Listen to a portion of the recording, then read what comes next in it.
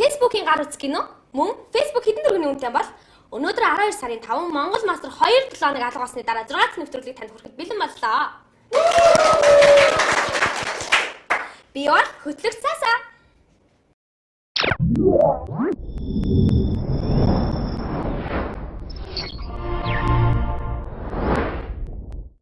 Бид 2-7 хоногийн туршид маш завгүй ажиллаа. Энэ үедээ нэгт цоошин вебсайтын хувилбараа хүргэх гэж байна. Хоёрт гэвэл биний хамгийн дуртай мэдээ болох Монгол Мастер өөрийн гэсэн iPhone аппликейшнтэй болох гэж байна. Энэхүү аппликейшнийг Or Solarche компанитай хамтарч хийж байгаа бөгөөд Or Solarche нь 5 жилийн туршид iPhone болон iPad дээр тоглоом ба тусгай функцүүдийн аппликейшнийг хийсэн туршлагатай компани юм аа.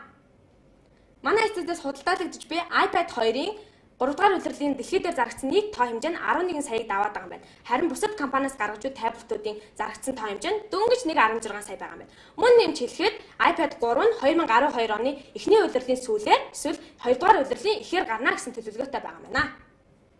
Америкийн Canalys судалгааны 2011 оны 11 сарын 21-ний мэдээгээр хэрвээ iPad-ыг компьютер гэж үзэх юм бол Apple нь 2012 оны хагас гэхэд компьютерийн үйлдвэрлэгчдийн компани номер 1 болно гэж мэдэгдсэн байна. Учир нь Apple нь одоогийн байдлаар компьютерийн зах зээлийн 15% дангаараа эзэлж байгаа бол HP нь 18% эзэлж байгаа юм байна. Хэрвээ Apple нь iPad-ийн дараагийн хувилбарыг гаргах юм бол яач аргагүй HP-гийн ноёрлыг нураана гэж мэдэгджээ. Саяхнаас Apple компанитай хамтран ажиллах Hitachi болон Sony компаниуд Apple руу цоошин 4 инчийн дэлгэцийг явуулж байна гэсэн мэдээг Японы Makata блогийнхан мэдгдсэн байна. Гараад удааг байгаа iPhone 4S-ийн дэлгэц нь 3.5 инч байдаг бол iPhone-ы дараагийн хувилбар бодох iPhone 5 дээр энэхүү дэлгэц ашиглагдаж магадгүй гэсэн мэдээ гарчээ.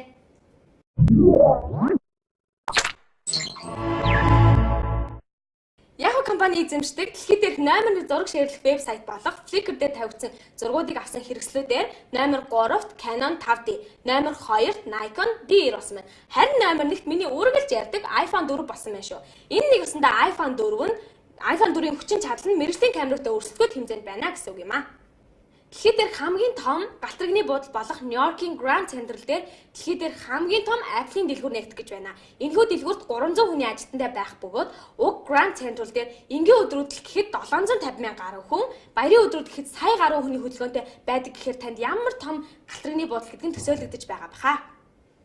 800 сая хэрэглэлтийг өөртөө татаж чадсан Facebook нь өөрийн гэсэн смартфоныг гаргана гэсэн мэдээллийг Америкийн All Things сайтаас мэдээлсэн байна. Энэхүү төслийг DAFI гэж нэрлэж байгааг бөгөөд Тайваны HTS компанитай хамтарч зах зээл дээр жилээс жил хагасын дараа гаргана гэж мэдээлсэн байна.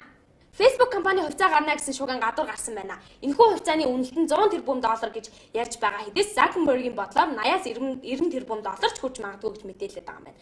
Энэ оны 5 сард гэхэд Facebook-ийн үнэлт нь 19 тэрбум доллар байсан бол дараа жилийн сүүлээр гэхэд 100 тэрбум доллар хүрэх юм бол тухайн секторт 3 дугаар байранд орох юм.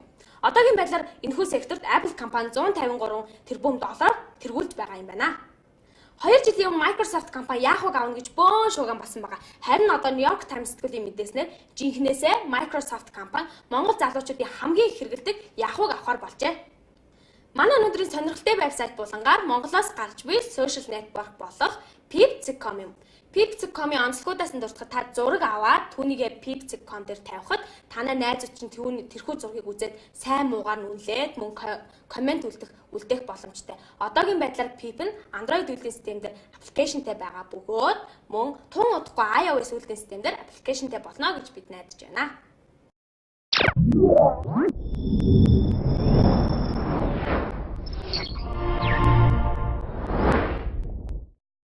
Өнөөдрийн нэвтрүүлгийг энд хүрээд өндөрлж байна. Та бүхэн намайг Twitter дээр дагаарай, Facebook дээр лайк хийгээрэй, манай Монгол Мастер Cig.com-оор орж үзээрэй. Дараагийн 7 хоногоор уулзтлаа. Бака!